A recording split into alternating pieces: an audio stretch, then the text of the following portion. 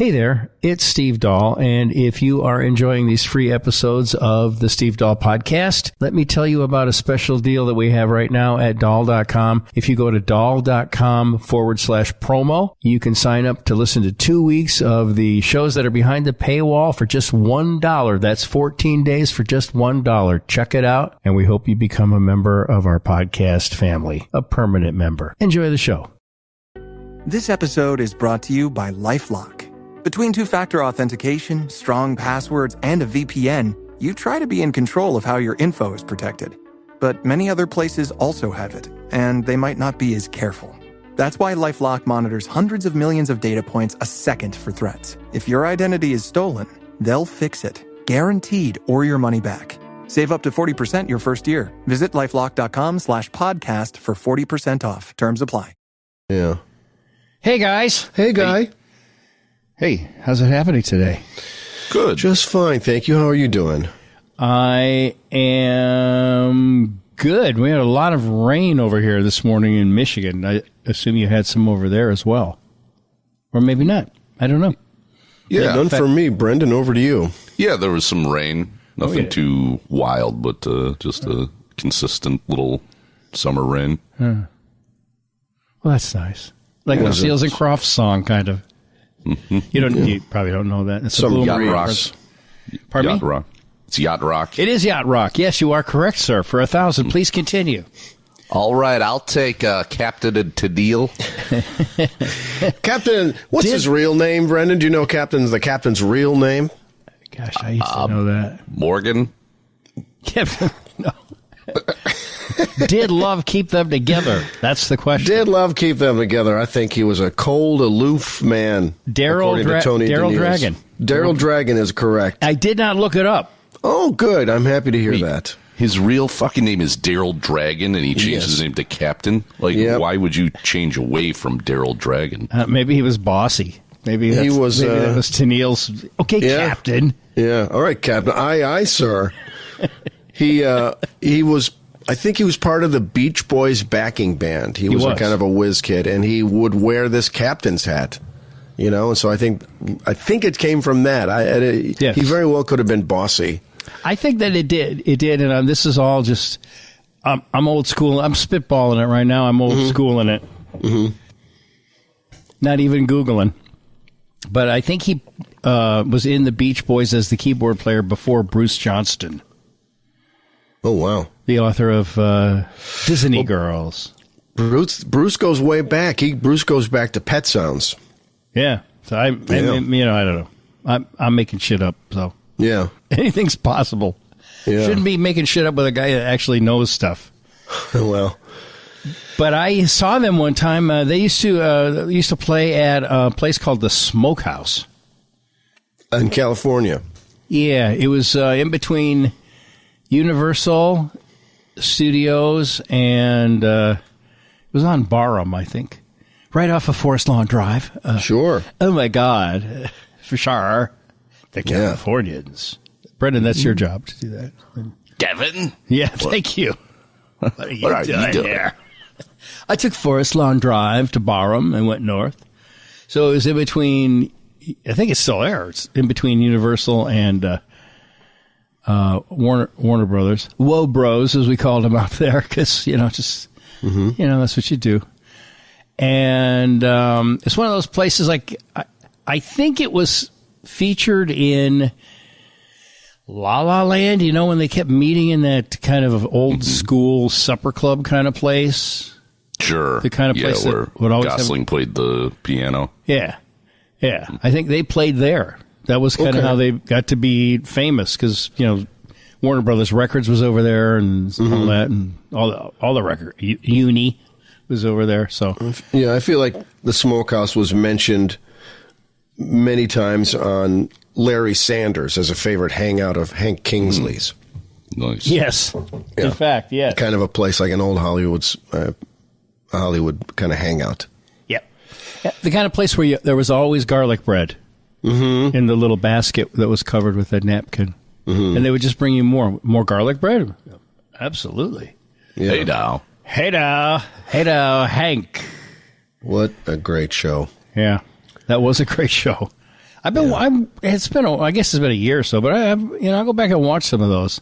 Yeah, I've been I've got a DVD set. It doesn't have the whole series, but I think it's got stuff that he hand selected as the best of, and it's got all this interstitial stuff where he's talking to old cast members and stuff like that. And yeah, cool.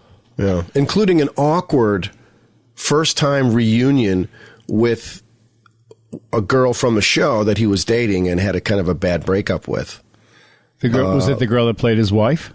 No, it was the beautiful blonde woman who played Hank Kingsley's assistant. Oh, right. Yeah. right. Linda Doucette, I think her name might have been. Yeah. But really just like, all right, let's do this on camera. Pretty incredible. You be with Hank, and I'll just be, weird and jealous and stuff, and don't worry about it, and then we'll break up. Actually, it's been a few years, I guess. It was when the fellow with the beard who makes the funny movies. Judd Apatow. Thank you, Brendan. Mm-hmm. Correct. Please continue. Sure. All right, I'll take... Man, you are just... we got to do a trivia night with you. Yeah. Fuck. Like Big an Todd 80s, Phillips. 90s trivia night?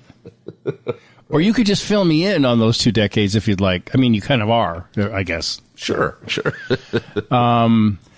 Boy, you weren't wrong about that girl. Mm-hmm. At Lollapalooza. Jesus Christ. Did you see that picture? Yeah. Chapel Roan. I mean, the crowd just singing the anthem. Amazing. Like, as far as you could see, it's like everybody in the town was there. All the other bands just went home. They're like, fuck it, man. Nobody's even facing us. Let's beat traffic and get out of here. Like, we're looking at the back of everybody's head. Yeah. Yeah. I don't... I think she had a special, like an after show at the Vic, right? Which was equally just insane. Jeez. Yeah. Well, I know last week we were talking about the Wiener Circle and that people who were in line there, because it's like rock and roll now, because a guy bought it. And it's kind of like the rock and roll Wiener Circle. Okay. And they have a place out back where he's invited us to do a podcast. And don't say yes, Brendan. Think it all the way through. We don't make any money there. Uh-oh. Yeah, okay. Steve, out. Pat Dahl's really trying to sell me on it. I'm like, I mean, I don't know. I don't think we're going to do all that for nothing. Or a couple of char dogs or whatever. They are good. They have shakes there, too. Oh, fuck. Yeah, it's a great place. Might be good marketing, though. Is it, though, really? Do you think anybody at Wiener Circle is going to go home and, sign up for this thing? Maybe not. Who are those guys, anyway? I don't know. Yeah. There's a couple of older guys and a young guy that is, looked somewhat bored. Actually, the younger guy.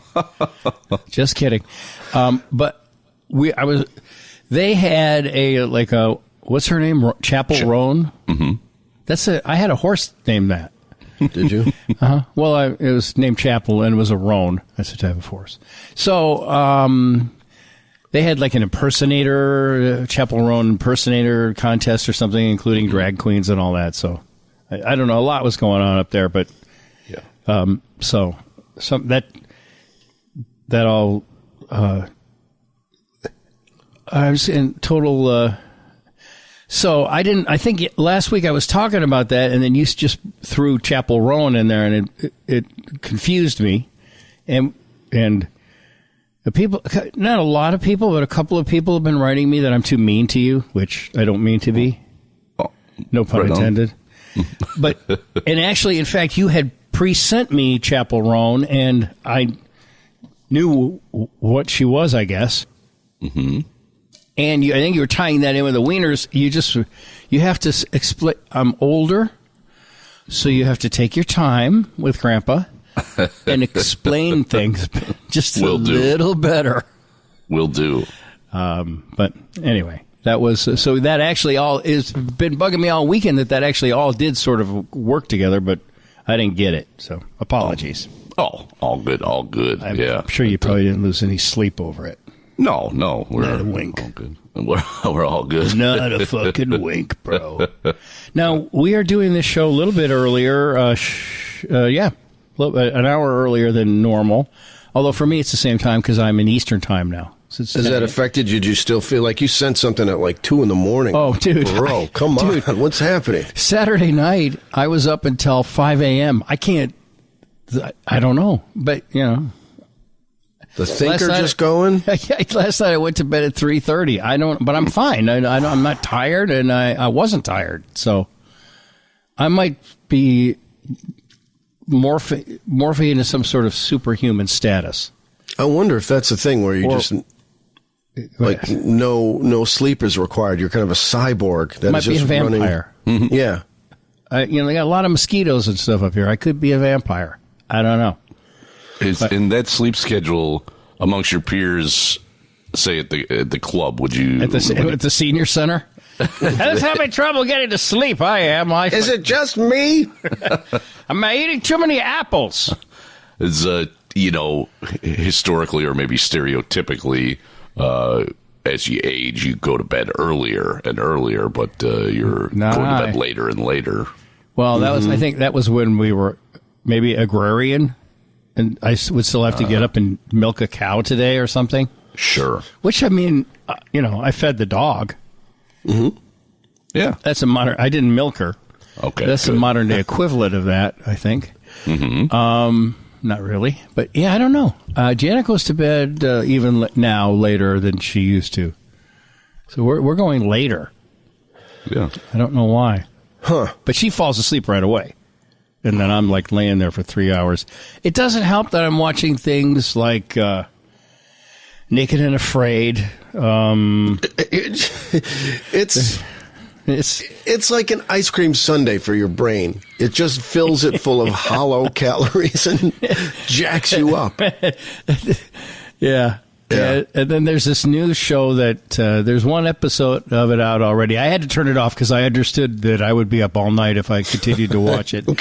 Okay, growth, recognize a potential it was like sinkhole. Yeah, sort of, right? I mean, I really did. I went, dude, turn this off. Because it was Expedition from Hell. This is all on Discovery. And it's some expedition. Oh, let me see if I can. Expedition. Where this crazy guy who used to be in the Israeli defense, what's the third? It's the ID. No, that'd be IDF Force. Yeah, Israeli Defense Force, IDF, and he he appears to be insane.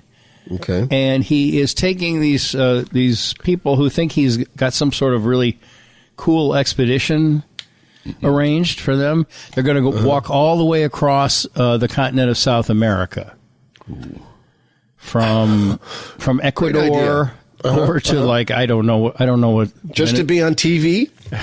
No, I think they were filming it. I don't think that it's sold, but I think finally, things have deteriorated to the point where we will watch people have an expedition from hell, the lost tapes, and all they talk about is how crazy this fucker was. They all had to drop out, and like one guy in the promo anyway, a guy sprayed his accidentally his penis with a bear spray. How about that pole vaulter who had the pole in his pants? You guys see that? There was a pole vaulter who didn't make it because his dick hit the bar. His dick was so big it hit the bar and knocked it down. I did not see that. Yeah, I suppose it's probably a bummer, but as life goes on, he might find that to be, Yeah, it's put him on the map all of a sudden. Yeah, better probably story. Filled his dance card up, I bet you. Yeah. I mean, that used to happen to me when I pole vaulted. Mm-hmm. If you look around, you should look around today if you have time for that one. That's a good one. And there's another one. I don't know what country the guy's from, but it's like if somebody gave me a pole and asked me to vault, he ran down there and he stuck the pole in where you stick the pole, and he went, we bent over, and he went up like about 8 feet off the ground, and they just fell down. Oh, no. It's like me in gym class trying to do stuff. And that's at the Olympics. So that was... Yeah. Anyway, Expedition from Hell, the Lost Tapes, I had to turn it off because Oh, so the guy sprays himself with bear spray on his penis, and then he's trying to like cool it off in a stream or something. And this guy's yelling at him about what an idiot he is, and I haven't seen it, but it appears that when you do something that he thinks is chicken shit or whatever, he makes you wear or suck on a pacifier. Okay. This boss, this guy Grossman. Okay. This is the kind of guy that people gather. I mean, the troops turn against him and kill him at some point, right? Mm-hmm. That's the kind of situation. They all dropped out. He claims in the promo, and the beginning of the show that I was watching, he claims that he made finished the trip on his own, but then they go, or so he says. Sure. So it's like, he might not have. No, I did it. I totally did it. So I turned that off. I thought, this is bad. There's only one episode, but this is bad. This is going to be, 40 minutes. It's going to keep me up all night. So. Oh, is it just a single episode documentary about it, or is it part of a new series? It is a limited series. Yeah. And I think I'm not real sure because my TV sitch up here is a little different. Mm-hmm. For example, I don't get reels, and I couldn't watch On Patrol Live. Oh, man. This weekend, and Janet wouldn't. Every time I tried to log into Xfinity to upgrade our package, she grabbed whatever device I was using. To upgrade the package, really? Stop it! Wow. I just want to watch On Patrol Live. Turns out there were some old ones that I could watch, and you can't really tell the difference. So right, people are drunk and stupid, and whatever. So we're doing it early today to get back to my original thing. Because Mr. Julin is now an educator. Well, Dr. Julin. Thank you, Steve. You're going to speak at a school today? I am. One of our subscribers is a superintendent of schools up in Gurnee, and they're getting ready for the new school year, and they have all these kind of activities, and the administrators and teachers and stuff, and they have meetings to kick off the school year, and they bring in speakers and things like that. And he, for some reason, thought I might be interesting, engaging, have some story to tell. My journey through school, et cetera, is kind of, and work life is a little bit maybe unconventional. Mm-hmm. And so he wanted me to come up and talk about it. So I've been working on a PowerPoint. PowerPoint, yeah. I got some. Okay, this is me with a band called the Slugs. Right. I've like a really long mullet, and I'm wearing jorts on stage. But that's how things were back then. You got to understand the context of the times. I mean, people call my friend Steve, I don't know, coworker Steve, a racist and a homophobe. He's not, as far as we can tell. Right. But blowing up disco. You had to be there at Disco Demolition. Context, yeah, it's different time. Just blowing up John Travolta. Apologies, John. Janet is down. Janet's grabbing some coffee. Anyway, that's part of what I'll be involved in. You're talking to educators or kids? Or both? Educators. Ooh. Yeah, administrators, and I think some teachers, and it's cool. It's been a little bit nerve-wracking. I've been hunkered over my script, I guess, if you want to call it. And also there's going to be a musical component. I'm going to talk about. That's what I was going to ask. Play some songs and stuff and talk about what, I don't know, just talk about you my play Hot for Teacher, an acoustic version of Hot for Teacher? I had to cut that one. I was babbling so long, I only had time for 2 songs. So okay. All right. School's out for summer. School's out forever. Yeah. Well, that's cool. Thank you. On behalf of myself and all the other high school dropouts out there, maybe you could lobby them to cut down on the homework a little bit. I will do my best. I will tell them what an invasive drag it is for all of us dreamers. I'm home pretending I have a radio station in my bedroom. I don't have time to do algebra. Right. But thank you, boys, for accommodating me and my schedule. I really do sincerely appreciate it. No problem.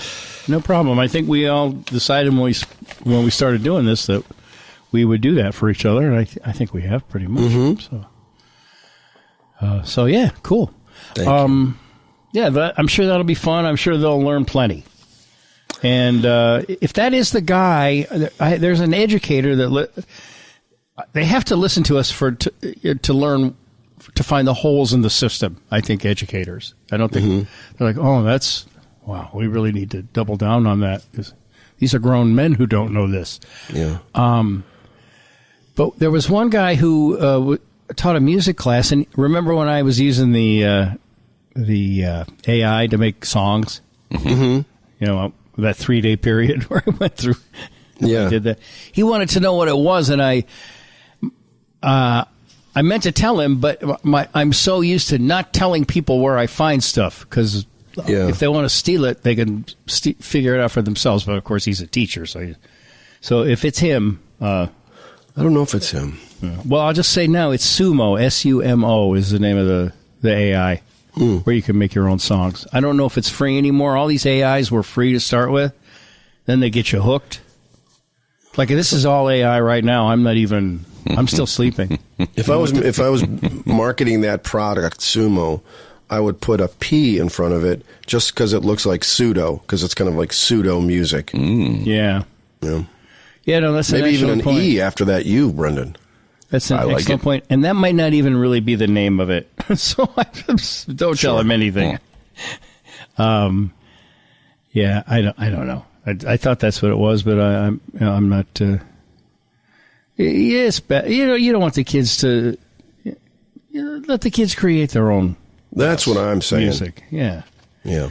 I came across, and we have to call Tom, and please alert. Give me at least a 1 minute. Although he said he'd be in a better mood today. So okay, because he was angry on Thursday because I was 1 minute late, and I thought that was kind of on time, but let's go, he said.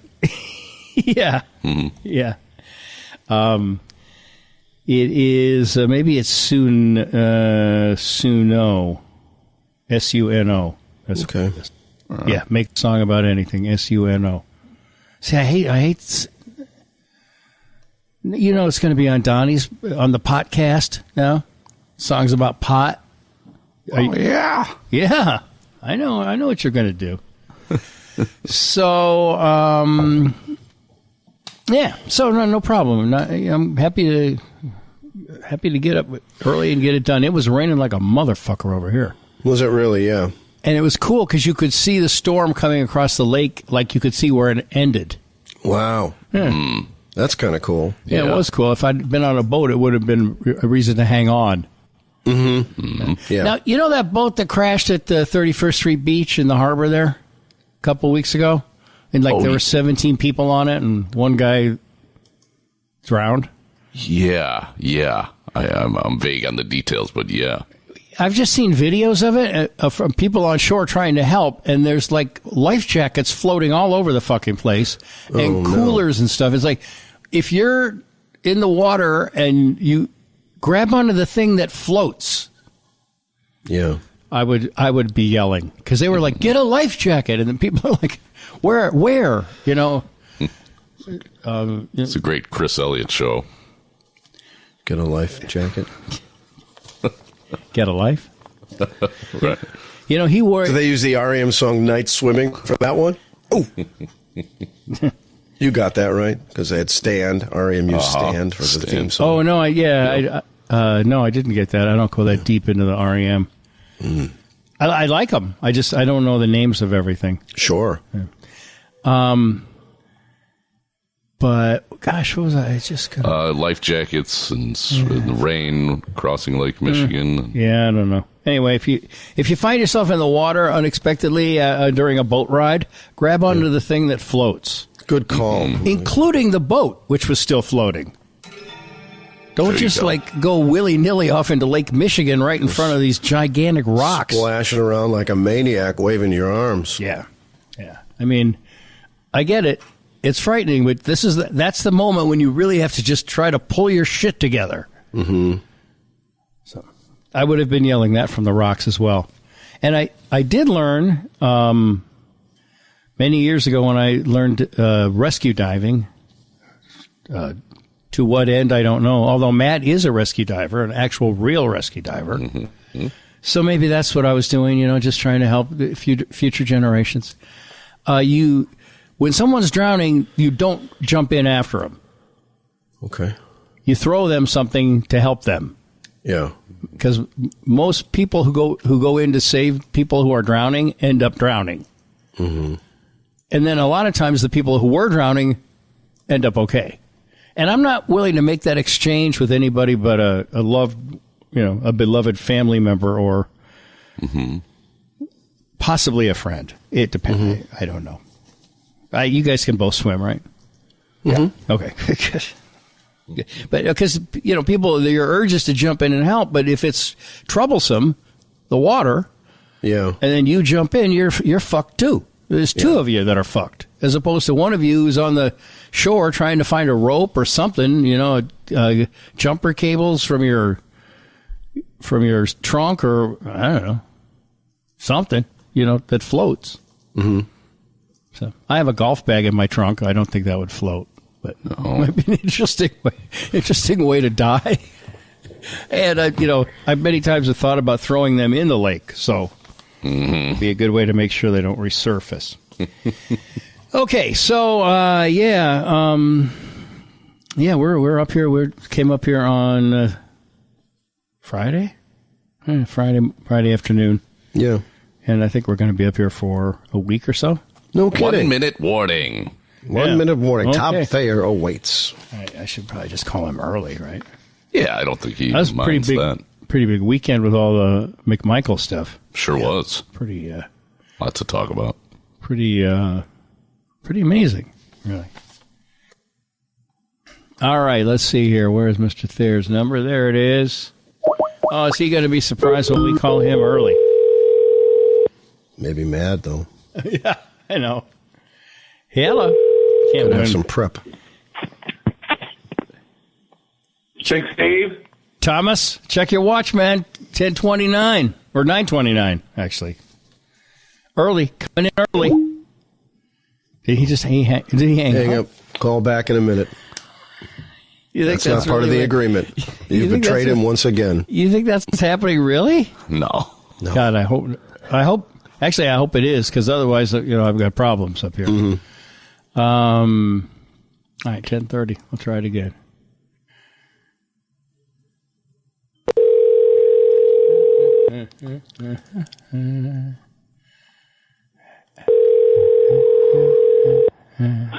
Big Steve. Hello, Thomas.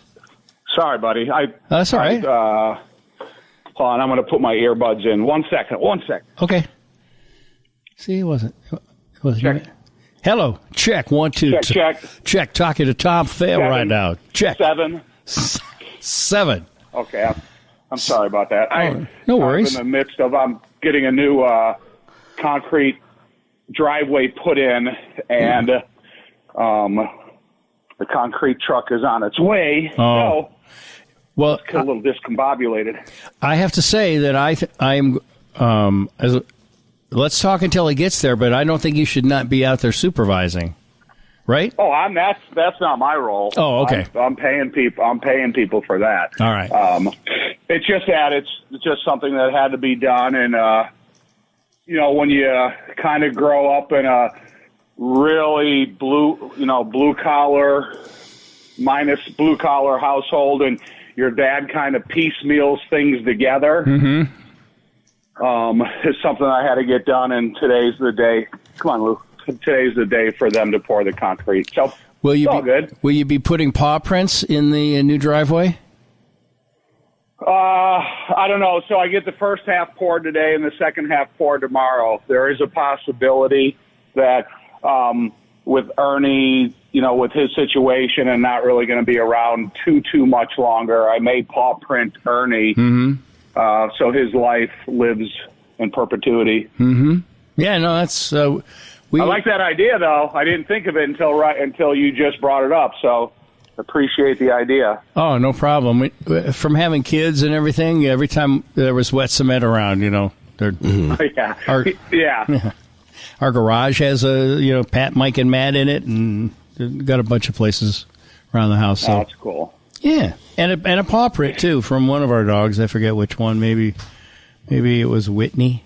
I don't. Time isn't holding up for me. I can't keep track of anything. That was really something on Saturday there at the whole Steve's place. Hall of Fame ceremony. Yeah, it was. It really was. It's kind of the story of two tales. Being around all those guys that you played football with and you spend a lot of time with, and you kind of under some of the most strict of circumstances and challenging of circumstances in our sports life, and then to see how some of these guys are aging and, where each of us is going. And then, obvious, you have Steve laying in the bed there, which is the saddest of circumstances that you can possibly imagine. As you go in there and you visit him and you make eye contact with him, you just get the eye expression of him, realizing that you're there, and then the whole bust unveiling. And I will say, it's the most look-alike bust in the NFL Hall of Fame I've ever seen. Which is it really looks strange just like after him. all these years, because I've been to the Hall of Fame quite a few times, and you go and you look at the busts of people and certain individuals, and then you look at the Super Bowl rings. And so I'm really happy that they did Ming his justice and allow him to look like the hulking guy that he once was. Yeah. Well, it was you probably didn't see it on TV, but they showed a highlights package from him back in the day, and here's this gigantic virile kick your ass dude out there, and then when they cut to his house and he's in the bed there, it's I guess it's just a reminder to don't take anything for granted. Right. Look, man, I know that so we did see, so when we were at Steve's house, okay, so ESPN was there and they were filming the whole unveiling. So we were there, and on the screen they played the presentation for us that was led by Jared Payton. Cool. And so we all got to see the highlight package that they had put together of him for him. And then they kind of panned to us standing around his bed, and that's when Misty and his daughter Macy unveiled his bust. Mm-hmm. And so it was kind of it was really emotional for Misty, but it was emotional for all of us because, like you talk about, you see that highlight package of what Ming was, and then, we're all sitting there in his house with them, and just kind of a sad situation it is. Now, from when you're on from watching TV, I couldn't tell that he was aware of what was happening, but he was aware, right?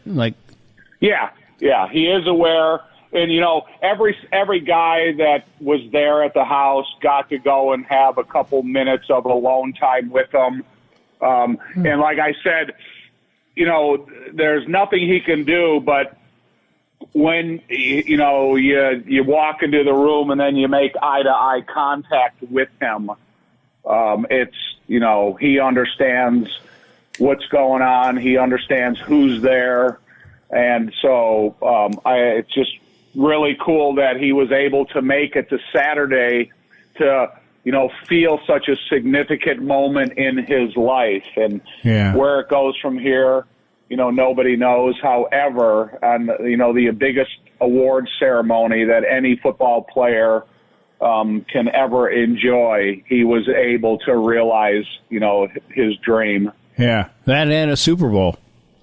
So, yeah, it is. There's a lot of Hall of Famers that are in the Hall of Fame, Marinos and guys like that have never won the Super Bowl.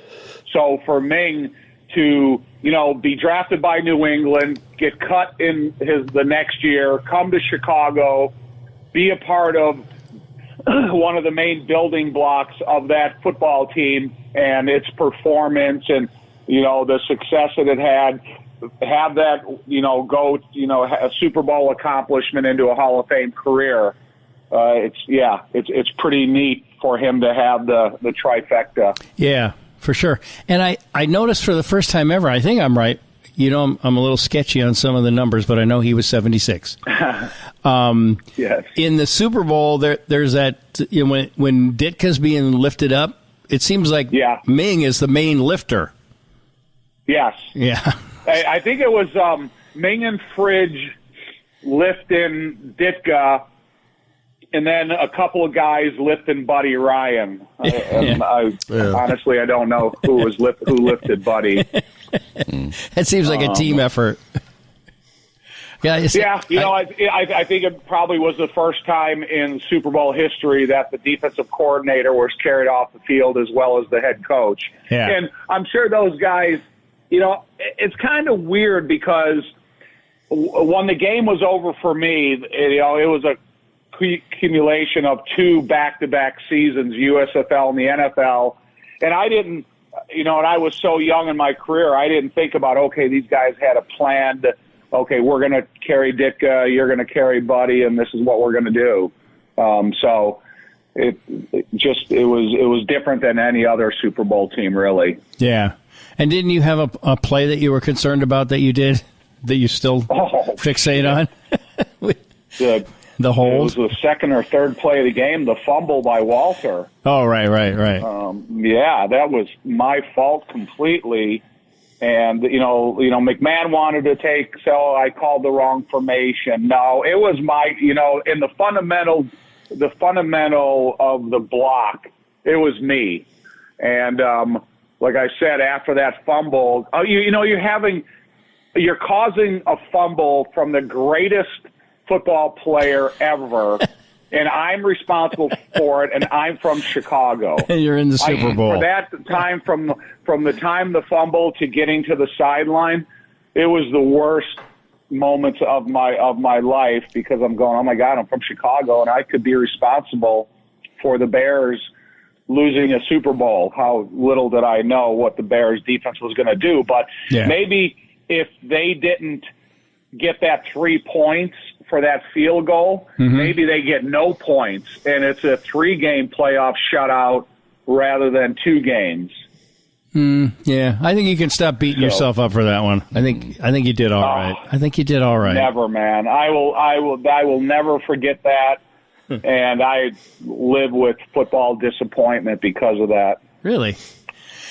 Wow. Really sucks. Okay. So I know I'm not trying to torture you, but that play happens, and then do you guys on the sideline? Do you guys talk about it, or does everybody just stay quiet about it?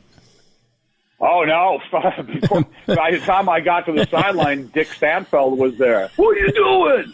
What happened out there? What do you? Because so Garen Veris, the defensive tackle that hit Walter, Dick Stanfeld knows everybody's blocking assignment of every single play for everybody. So he knows that, okay, this is what happened in between that combination block, between me and Horn, and I just left too early. It was my fault, and so then you had to sit there and kind of explain what happened and just the disappointment in his face as he turns his back to you and walks over to the sideline. It's just like, I think I just stood there on the sideline and just waited for the next series to begin. Yeah. And, well, it turned out okay, but I guess I can understand that being something that from time to time. I mean, I've done a few things in my life that, nothing on that big of a stage, but, a couple things I'd like to have back. Well, you're right. The end result was great, and it was awesome for the city of Chicago and the celebration and everything. And, we talk about this because of all the accomplishments of Ming. But, as a player, you remember things. I can remember giving up a sack on Monday Night Football to Michael Dean Perry in the Denver Broncos game at Denver. and McMahon yelling at me in the huddle. I can remember giving up a sack in week 1 against the Cleveland Browns to Sam Clancy, and I walked off the sideline going, "Oh my God, this is the first game of the year," and if I keep giving up sacks, I'm going to get cut, and so I don't think I gave up another one the rest of the year. But when you do something so destructive in the first game of the year, you kind of it stays in the back of your mind. Yeah, well, and especially because football really is a team sport. So, I mean, Correct. There's individual greatness here and there, but there's no sport that I'm aware of that's more of a team sport than football. Because all it takes is one guy to fuck up out of 11, and everything goes haywire. Yeah, as is the case, and that's the great thing about football is, you have to have a full commitment from every single guy in order to really do what the big picture. Mm-hmm. The big picture. Yeah, is my Ozinga, my first truck of concrete. That dude Ozinga has the biggest fucking most awesome house in Naples, in Florida, that he's at for 3 weeks a year. Right. Well, no, I'm just big money in concrete. That's all I'm saying. You kids out there, maybe. You look at some of the jobs that he has in Illinois, and I mean, it's they probably do the concrete for that 294 project that may last another 10 to 12 years. Yeah. No, that's it's part of when you go on a tour, of the I guess the Naples Harbor and all that. That's one of the things that they point out is the Ozinga house. And then they always go, and he's only here 3 weeks a year. And I'm thinking, don't tell people that. Then I applied to be the caretaker, but I haven't heard back yet. Maybe right. Janet and I could just live there. Do some light handiwork. I was looking at this thing on YouTube a couple of weeks ago about the 10 mansions in the Chicagoland, the top 10 most expensive mansions in the Chicagoland area. Mm-hmm. And golly, there are some just absolutely ridiculous mansions. And there's one right in the heart of downtown Naperville. That's a $28 million mansion that is just incredible.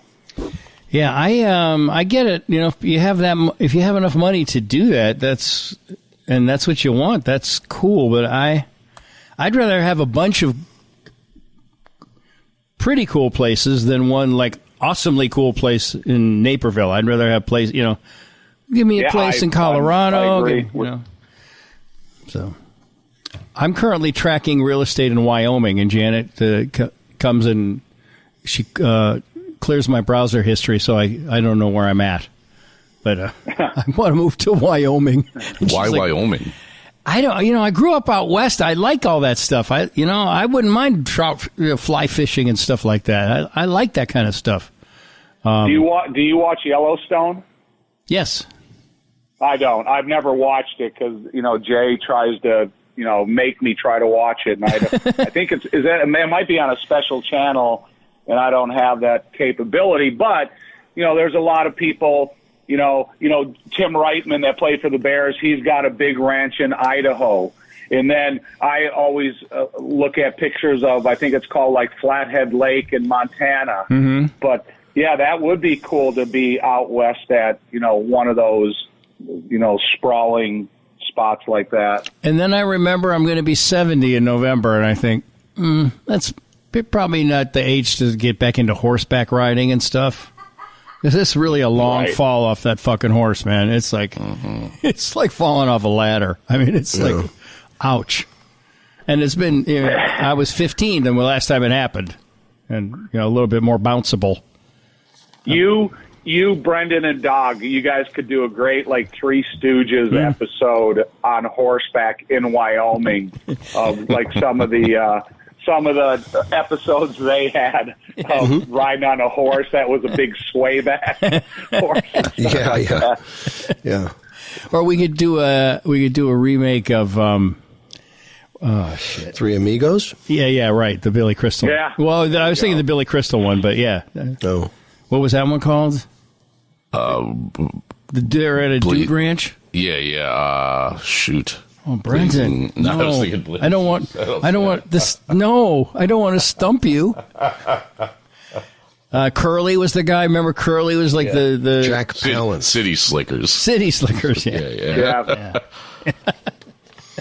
You guys could also do, a lot of three-people movies like Wild Hogs, the one with Tim Allen and his crew and they're riding motorcycles. You guys, there's a lot of great three-people, three-star movies and sitcoms that you guys could do. That would be very funny. Yeah. Well, 3 is a good number for comedy, I think. It works even better than 2.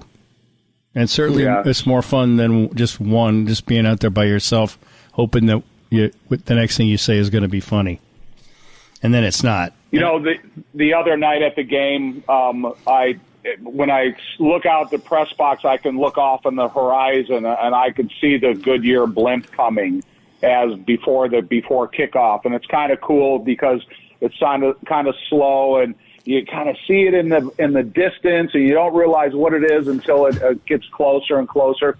But then before the rain started, I saw it leaving, and it was leaving way too early. And I said to Jeff in a commercial, I go, man, something must be going on because the blimp is leaving. Yeah. And it's only just about a little after halftime. And then, it's started raining with 3:31 left in the game, and that's when they ended up calling it. Yeah, I was okay with that. How you probably wanted it to finish though, right? No, I was. Well, you got to look at it two ways. I was okay with it. Okay, so if you're going to call it, call it. Let's not sit here for an hour and a half and then try to get these guys out of the locker room and play and get them warmed up. And the field conditions are going to be awful. Blah blah blah. But if I was the guy that, like Austin Reed, the third quarterback, and you're going to play the fourth quarter.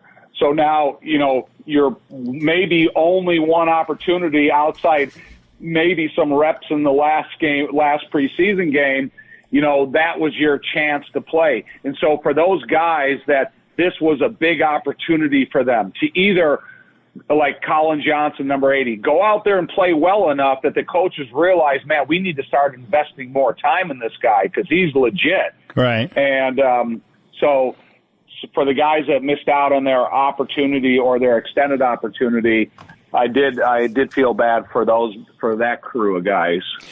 Austin Reed played on a team called the Hilltoppers. Was he from Western Kentucky? Yes. Oh, interesting. Wasn't that the name of your team? Isn't that the name of your Joliet? Yeah. Joliet Catholic Hilltoppers. Yeah. You know why, guys? Yes, sir, Bob. You know why, Brendan and Doug? Why? No. Oh. It's on a hill. There you go. I see. What part of a hill? Oh, there's some little there's some hills over there in Joliet. There's hill country. Yeah, it's over. It's on the top of a hill, and then you kind of you descend down the hill, and you go towards the canal that runs through Joliet. So they, actually they just started dismantling the gym of the old Joliet Catholic High School where I went.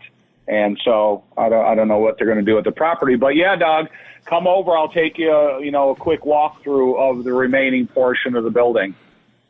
Fantastic. But you might want to wear. It might have some asbestos in it. I'm thinking, so you guys might want to wear protection. Yeah. They were that blimp before it skedaddled, and rightly so, because I think a blimp in a storm like that is. Yeah, it's got Hindenburg written all over it. Yeah. Although it's not filled with hydrogen, but when a lot of the aerial shots were showing the old field, like where you guys played, and I mean it like literally was like a high school. I mean everything's gone; it's just the track and the the turf or whatever. But yeah, that was pretty funky. Yeah, I mean the facility they built around it, because they have about 6 or 8 other turf fields that they can hold multiple team events in that facility as well, which they did a nice job of, really putting together something that they can have a full-time program there. Mm-hmm. But even like when we were leaving, we flew into Cleveland Airport, and then we flew out of Akron, Canton Airport, and that's where they housed the blimp. So as our buses were going in to the back to meet our airplane, we went by the hangar that houses the blimp, which is right there in that stadium. Yeah, well, that's right. Or in that airport. Goodyear's down there, right? So that must be their that's the number one blimp. I think. Yes. There's one in Pompano Beach too, and I think there's one in Carson, California. I don't want to say I'm a blimp nerd, but I might be. It would be cool to go up in one. It's awesome. If I ever had the opportunity, I would go up in one. I went up. I did a show from one with. Only 2 of my 3 sons were with me, and I think it was Pat and Matt, or maybe they all were. I don't remember, but it was the Budweiser blimp. They had a blimp for a while, and we just cruised over Chicago for like 4 hours, and then the technology was a little sketchy back then, but we would take calls from people that go, "Hey, look, I can see you. It's right up there." They'd be out in their backyard waving and stuff. It was pretty cool. It was pretty cool, and it's like being on a lazy boy or something, just kind of floating around in the sky. It's very awesome. So, that weather didn't affect your return. You guys were able to get out that night. Well, the thing about it is luckily the plane that was taking us back was able to land at the last minute, kind of. So it was circling above the area for a while and talking to the guy who runs the United Charter, and he said, "Yeah, luckily they were able to land, and then we were able to load up after, and they had to go like bus by bus because it was still raining." And rather than having people stand out in the rain, because we only had one set of stairs, they just allowed bus by bus to load up. And but it was kind of nice because then I'm in the back of the plane, so I'm one of the last people to load up. I'm able to grab my cheese. We had turkey burger, hamburger, or cheeseburger. So I grabbed a cheeseburger on the way home. And on the way there, I got Chick-fil-A nuggets. Sure. Those are good. Yeah. They are. Those are really good. Really good. They are. You want to hear a funny airplane thing? Yes.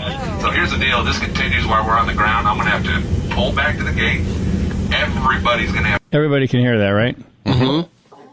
Tom, can you hear that? Tom? What was that? Oh, did you hear? Were you hearing? I didn't. I just wanted to make sure you can hear it. I lost you. Yeah, I don't know. I'm going to not play it because I don't want to mess things up here.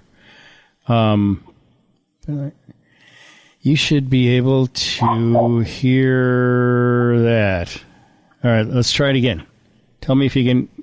If you don't get off, we're going to have to get security involved, and it's vacation that's going to be ruined. So you folks, whatever that airdrop thing is, quit sending naked pictures. Let's get yourself to Cabo. They're sending pictures of themselves to other people on the plane via airdrop. Oops. Yeah. Oh, man. I didn't know that was a thing. Are we there? Yeah. I'm sorry. Hello? Check. What the heck is going on here? Check. I'll turn this thing off. Hello, Thomas. Hello, Tom Thayer. Come in.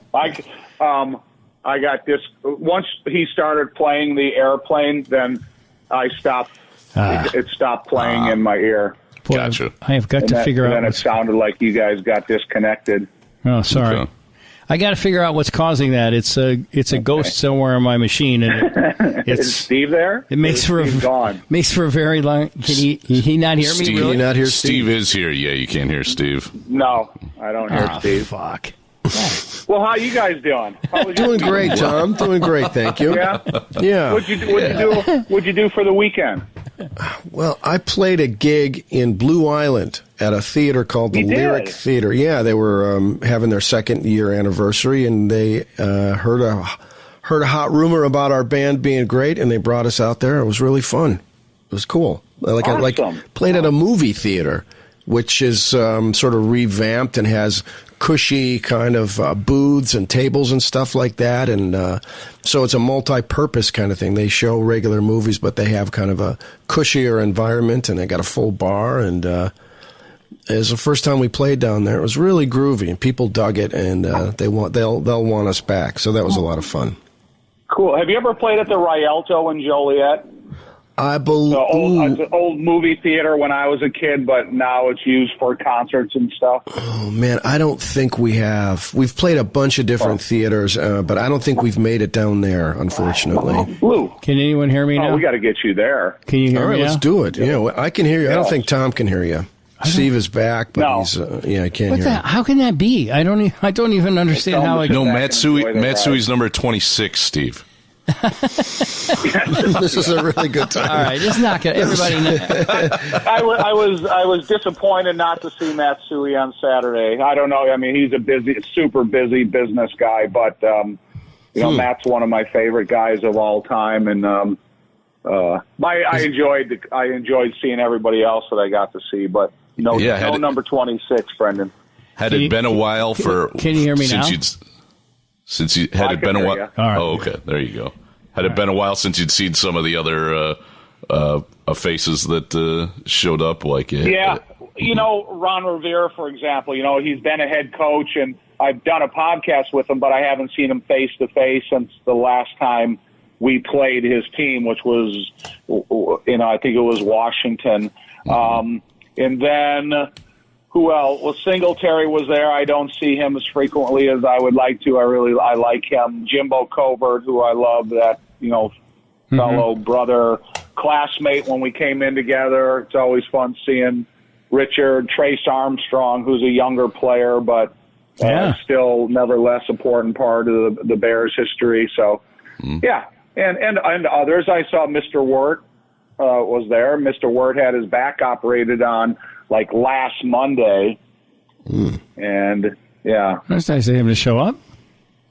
Yes it was. I know that he and Steve and Misty and those guys are all good friends, and so listen, man, all the people that showed up to support Ming was cool. There's actually one guy, he's kind of I guess he's like a neighborhood lurker that they actually had to kick out of the house. Oh my gosh. Jeez. So when you walk to the front door, they have these two big security guys, and they obviously recognize most of the people coming in, but all of a sudden I'm looking and they're facing up to this guy and getting him out of the house. And it was really awkward and weird for that. Brendan, I told you not to go down there, but you didn't listen, did you?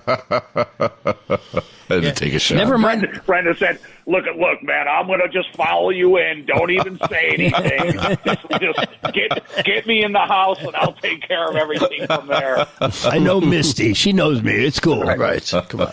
Yeah, never mind the two security guards. There's some gigantic former NFL players in there that'll kick your ass, too. So that's a dangerous circumstance to just wander into, I think. Yeah, and I was kind of curious about who this guy was and the way that he was kind of lurking around. And then finally, like I said, I saw him getting booted out of the house and was kind of wondering what the whole deal was about. Yeah, that's kind of weird. That's creepy. Yeah.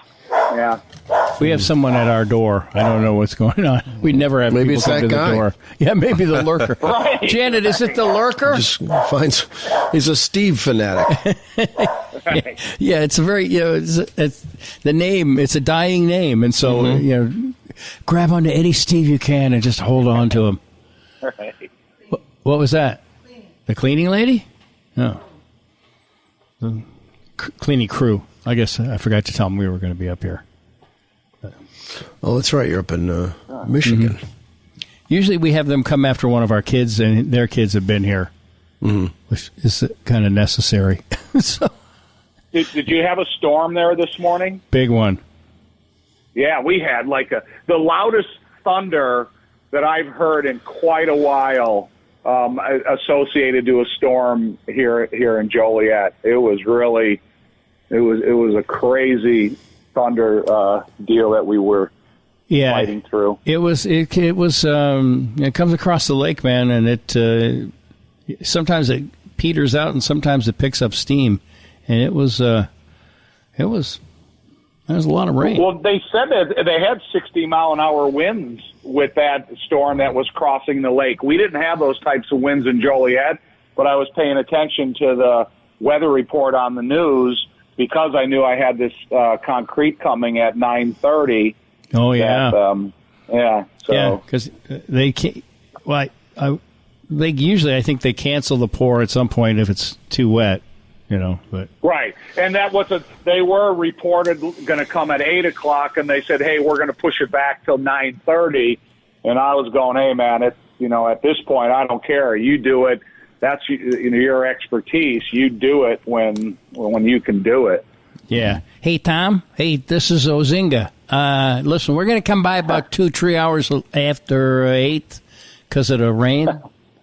Oh yeah, that's fine, sir. That's how I imagine he talks. I don't know for sure, but well, so the guy, come on in, Rick. Rick, come in. So the company that's doing it, their name is Trezino, and the concrete's coming by Ozinga, so that's how Trezino talks. But I did, he does all the negotiating with the cement trucks. Yeah, they're the Ozingas are that's very formidable. I think they're on. Marty the Fourth is now taken over Ozinga, the fourth generation. Did they used to own the Dolphins? Were they part No, that was Huizinga. That was Wayne Huizinga. Oh, okay. Blockbuster. Okay. That was the Blockbuster guy. Nice, Steve. Yeah. Way to go back. I'll take NFL ownership for 200. Yeah, that one I know. I don't know why I know that, but I do know that. I guess just from being in Florida down there enough. Back on that side. We had the hurricane. It wasn't a hurricane when it came by us, but we took some storm surge down there today. So got storms everywhere in my life today. But I mean, not personal. Only one personal one. I guess that would be Matt's divorce, but that'll get solved. So that's an unfortunate turn of events. And why did I bring that up? I don't really know. That's another, 3-people comedy that you could do. My Three Sons. Oh yeah. You could play, Uncle Charlie, the father. I think I'm the guy, I'm the dad that the three sons make fun of. You don't even have to see me. They have quite a routine built up from over the years around me. They can do. It's interesting. I don't know. There've been a couple of times where I've been someplace where, I guess really when they're on, like with Ron Lewis, when they're on his show and stuff, it's kind of fun to hear them tell stories about, Janet and me or whatever, because, they have a whole. It's way different than the way I saw it or the way I look at stuff. So I think that would be a pretty good three-man. I have requested the three of them to speak at my funeral, and I want best man style quality material, even better. I mean, I want it to be pro, not even semi-pro. Right. I want pro. I want a tight 12. So as we talk about, Steve, everybody raise your glass. Doing the best man speech. Would you like to be blown up, Steve? Yes, I would. Buried? Yeah, okay. In center field. Right. And you could do it right now at Sox Park and no one would even notice. Yeah. Because I think there are more people in the dugouts than there are on the field, and rightly so. Have they... 20 losses. Yeah. Are they like one or two away from the record, I think? Yeah, I think I think 2 would be the record. 1 to tie the miserable record of, of just the whole process of, I couldn't imagine being one of those players and driving, Well, I will say we had a season that we started out 4-0, and then we ended up 5-11. And the only game that we won after the 4-0 start, Hampton gets hurt. Then we start losing games. The only other game we won that year was Singletary's retirement game against the Pittsburgh Steelers at home. And, it's just kind of weird. It shows you that you can go out there and lose all these games, and then you have all these, emotional attachments to a game, and then you go out and win. So It's, it was super confusing why we lost all those games, but why did we win that one? Yeah. I guess, at some point fans are rooting for the team to lose all games so they can get a better draft pick. But I don't imagine as a player you're rooting for that. So No. I mean, because we go in there every single post game loss and get threatened by Ditka. And then losing 11 in a football season is, I think, comparable to the amount of games the Sox are and have been losing. Yeah. Because when you lose 11 out of 16, especially when you start 4-0, I mean, that's a downward spiral that, you don't go through very often in a career. Yeah, that sounds like a tough one. The Orioles hold the record at 21, and the White Sox have 20 losses in a row. So 2 more, and consider the season a success. You've broken a record. I wonder how, if you really, because I know that in the building I live in downtown, they have emails of people are selling furniture or giving away stuff. And someone actually had on there free tickets to the Cubs-Cardinals game. And I wonder how cheap you could get away with going to a Sox game. I think they pay you. I think there's a guy out front with $20 bills that says, like, please come in. Mm-hmm. And then you can, right? Because they'll make it back on 2 beers. So, I was watching the Cubs some Cubs highlights over the weekend, and it seems unfair. Well, I don't know. It's like the Cubs aren't having a great season either, right, Brendan? I mean, they're underachieving. Yeah. They're underachieving for sure. And that guy, Mark Shanowski guy on Channel 7. He like writes off the White Sox, in 10 words, which I get. But then then the Cubs, we're showing promise with a 4-game winning streak. They're not going to win anything. Let's show some Olympics or something. Go back to the McMichael stuff. That was, you were on, you did a nice job there, Tom, of representing him. I read a Jim O'Donnell piece in the Daily Herald by you, and I saw you on the Channel 7 News talking out in front of the house, and you did a good job. You're a good friend, man. That had to be hard. Yeah, sweating profusely with my Team Mongo shirt on. Yeah, and listen, I never shy away talking about McMichael. No, you never have, because I appreciate the guy so much, and.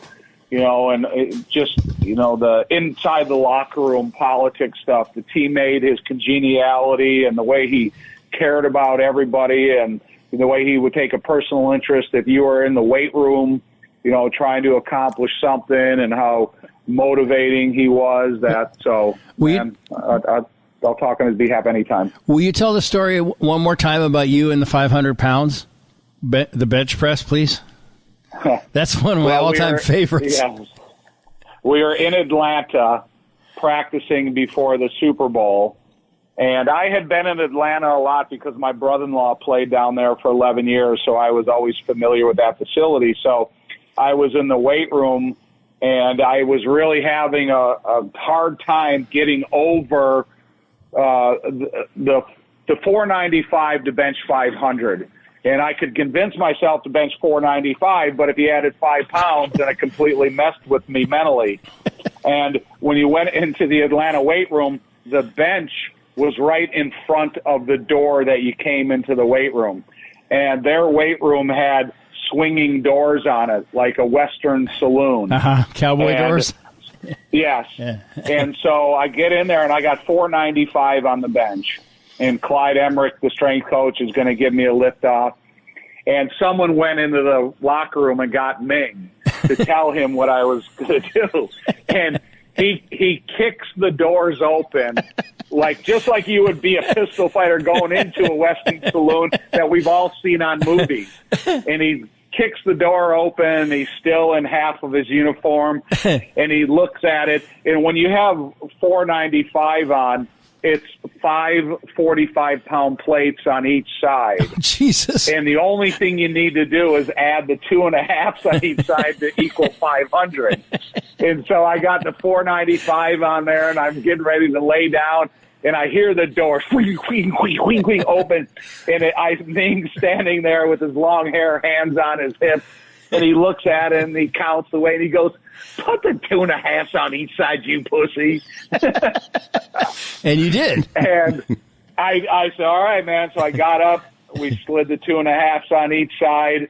And I was able to do it. I got it. First time I was able to get 500 on the bench. And Ming turns around. "See, I told you, Tommy. I told you, Tommy, quit worrying about those 2.5s. That is such an awesome story. And so when you come in the cowboy doors, are you facing him, or do you have your back to him and the weight? I have my back to him. Mm-hmm. So the bench, the arms of the bench are close to the door. So now it's the doors, and then Clyde Emmerich is standing there because he's going to give me the lift off. Yeah. When I heard the doors so aggressively get kicked open, I kind of hesitated for a minute, and then I sat up, and then Ming came in, counted the weight, gave me the vote of confidence I needed. That's so awesome. It is. It's a moment of time that I would never ever forget, just because of how disappointed I would have been if I just laid down and did 495 again. Mm-hmm. But then how pumped up I was that I put the 2.5s on, it equaled 500, and I did it, and the rest was history. Yeah, got 500 pounds. Hey, guys, I know he can do it because he lifted me up once off the ground, and I weighed 360 at the time. And I was like, I've never been airborne like that before.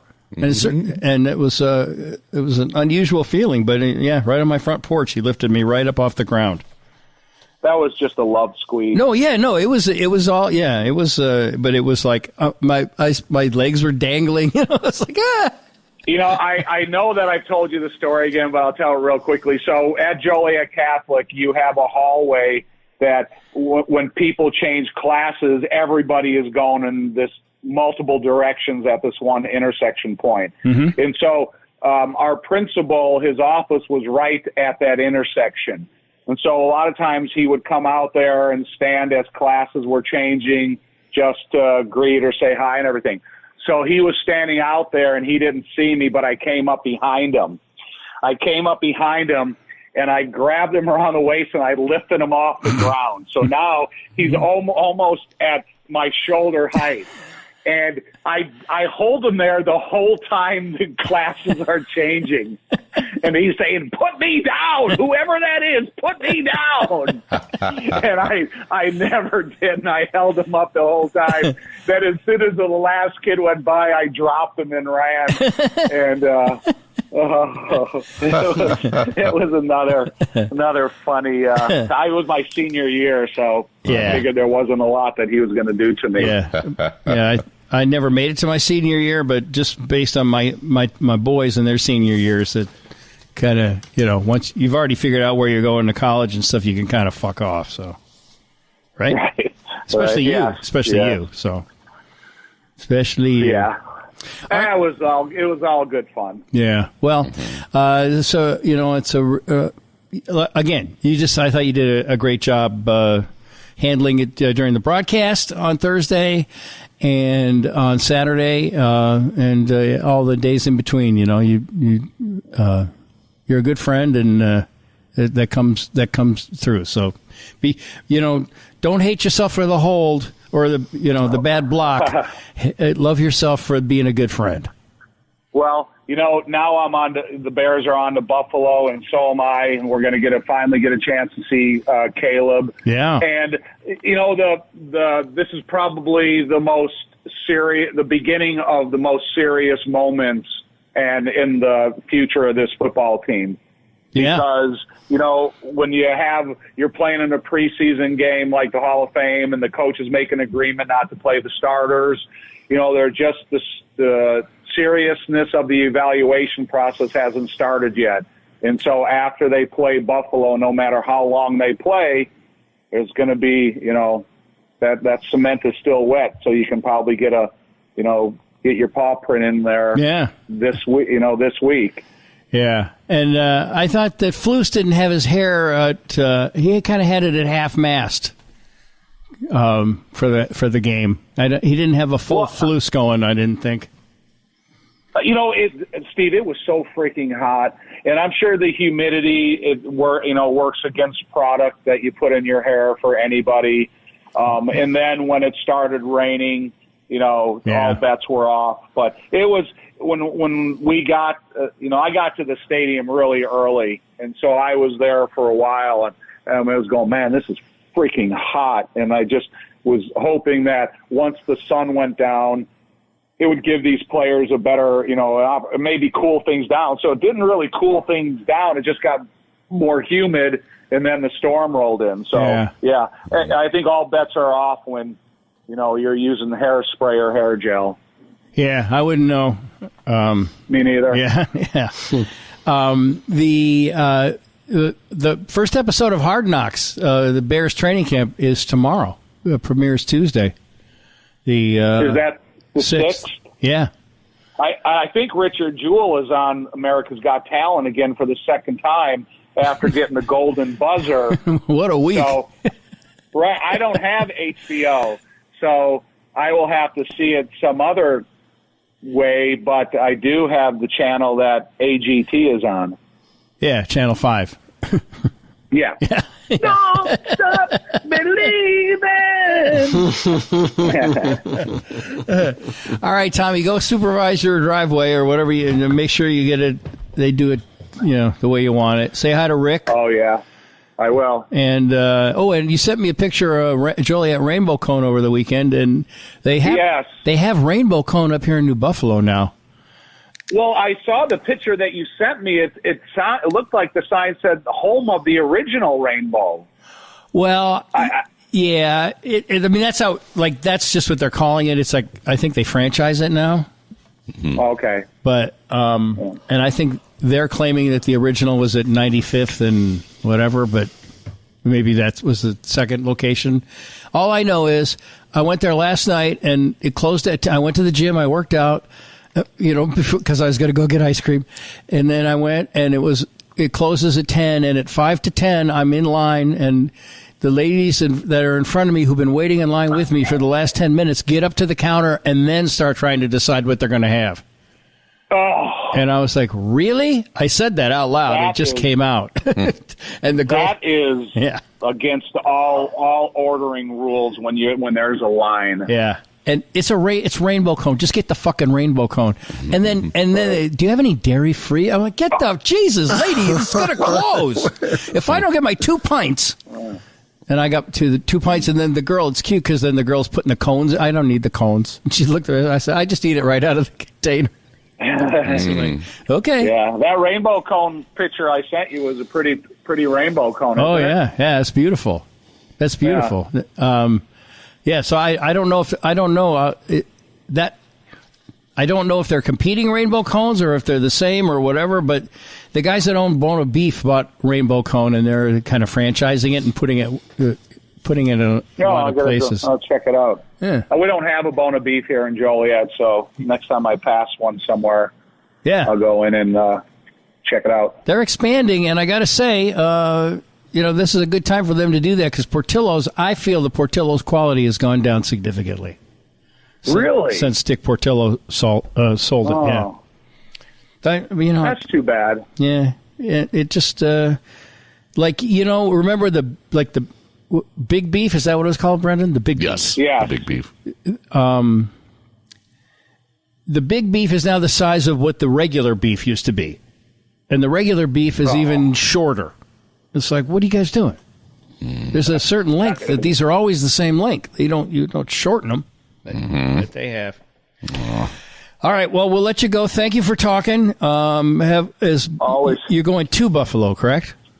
Yes, sir. All right. Going to Buffalo, the beef on wick. I think that's what it's called there in Buffalo. Beef on wick or beef on wick, a famous sandwich they have there. Oh, yeah. Yeah, and, of course, the wings, too. Yeah.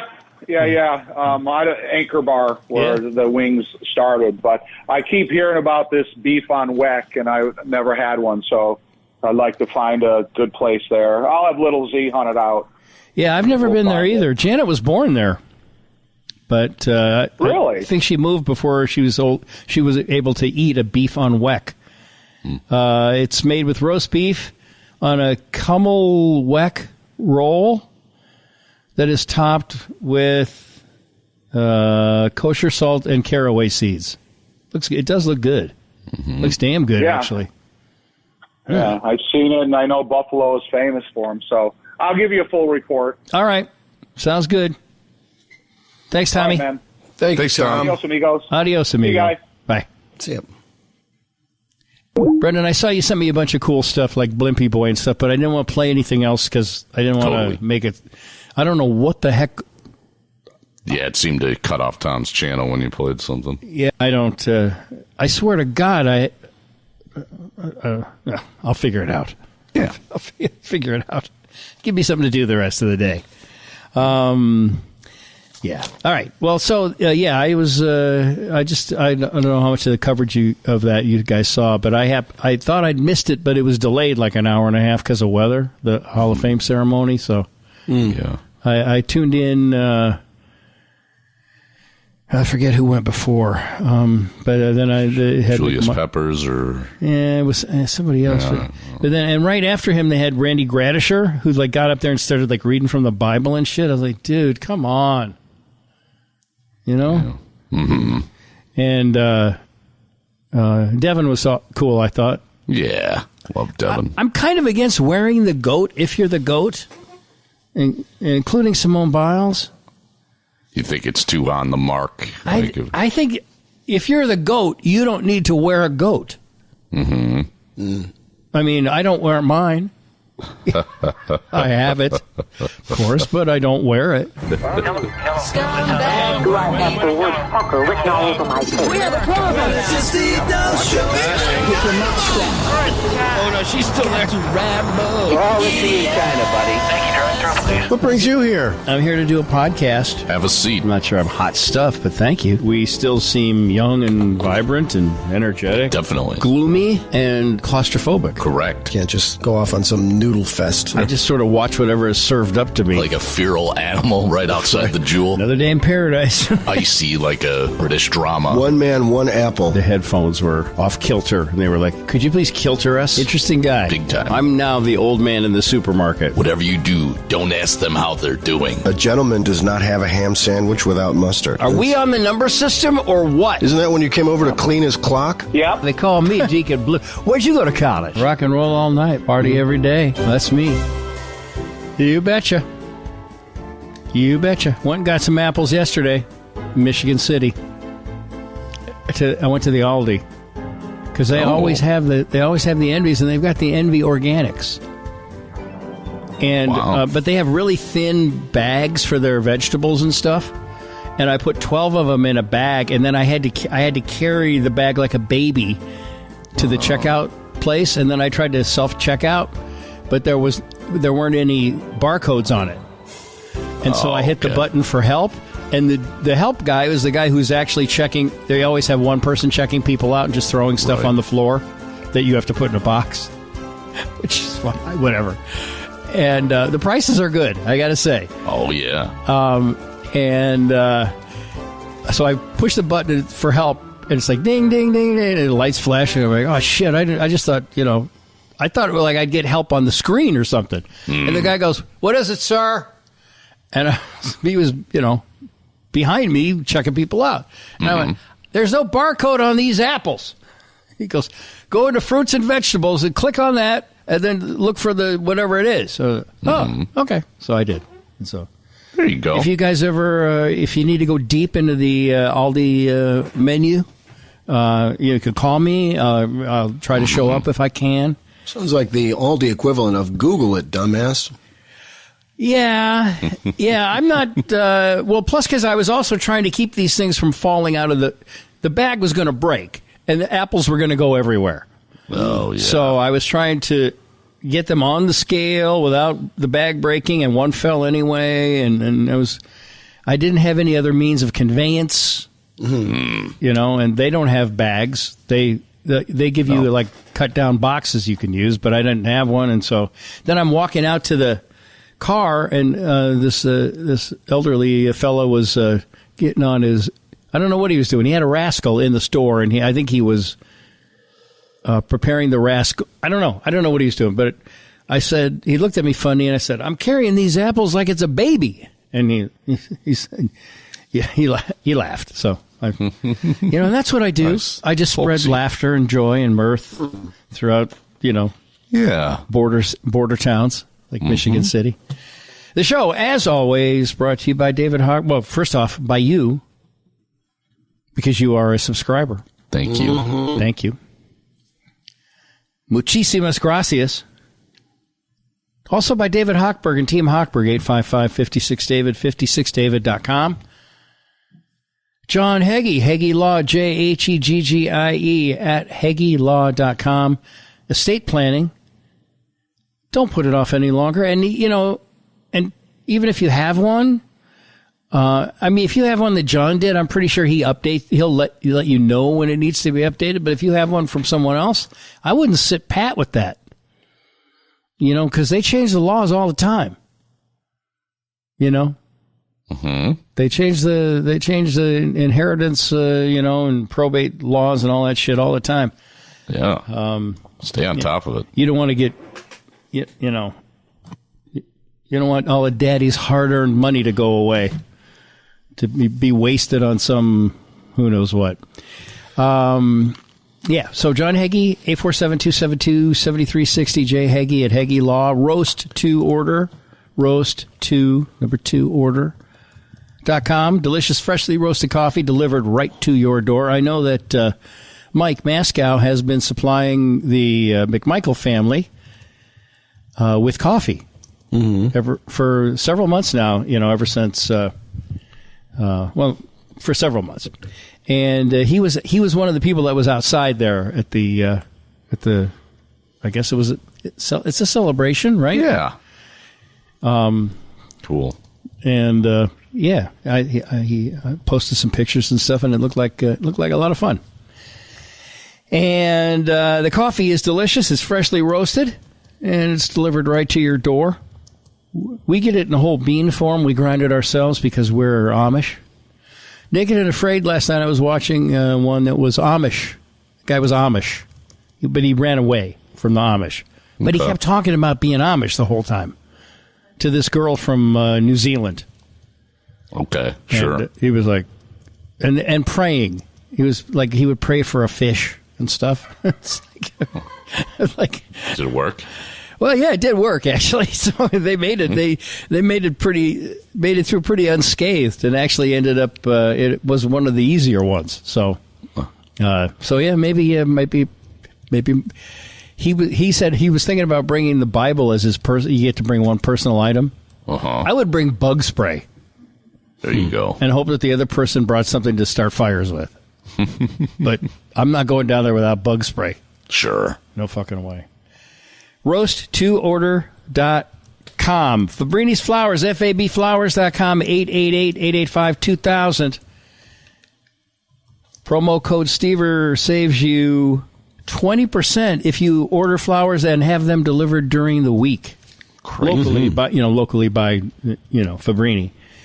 And also, if you go to fabflowers.com, and I think I was wrong when I talked about this last week, as usual. You know, it's always something wrong with me. If you go to fabflowers.com and you type in the search engine, you type in Stever, you get the Dahl Rose Special. You can get mixed. You got some pink, you got some yellow, you got some white, you got some red. Or you can get the Dahl Rose Special Red. A dozen roses for $25. And it's up now. It wasn't supposed to be up till the 1st, but you know, I can't remember I take notes and then I don't remember to look at my notes, which is, you know, an inconvenient truth and part of the reason I decided, you know, I think I'm good with 10th grade. I think I'm good. I just want to do radio, and it's not that hard. You just put the needle on the record, and you go bee-whoop to the front of it, the front of the song, and then you talk, and you try to say something that's not too stupid, and then you start the record, and then the whole time that the record's on, you fixate on how what you just said was really stupid. Oh. Try not to be stupid when you come back from when the record's over, and then, you know, slowly but surely you work your way into the Radio Hall of Fame. I mean, it's no big deal. It doesn't even exist anymore, I don't think. I'm in a Hall of Fame that doesn't exist. That's too bad. I mean, I think on paper it does, but I think there's no place for it. I think they just ran out of funding. I think Rod Blagojevich was a good governor for them. He gave them a bunch of... I think because he seems like the kind of guy that, you know, like... I mean, right? He seems like, with the Elvis impersonating and all that, he seems like he kind of a Steve King kind of, you know, like Steve and Johnny, that kind of, you know, he could be a radio guy. Blagojevich. Oh, sure. He's probably on the prison radio station. Oh, yeah. K-Priz. He's got the bombast. Yeah, sure. He certainly does. He certainly does. Impact CFO. .net, Lowell at impactcfo.net. You know, it was going to be a 6-month trial. Mm-hmm. And as recently as a couple of weeks ago, he called me and said, I don't know, man. I don't know. And I said, just give it a little bit more time, bro. It's the people, you know, I'm just learning how to explain it to people. Mm-hmm. And lo and behold, in those last couple of weeks, traction. Yeah, like that's great. Yeah. So thank you to everybody out there who took the time to think about it and give him a call. And again, let me just remind you: if you have a small business, it doesn't have to be a privately owned. I mean, you could have a couple of partners or whatever, but you don't have enough money to hire some big time CFO. But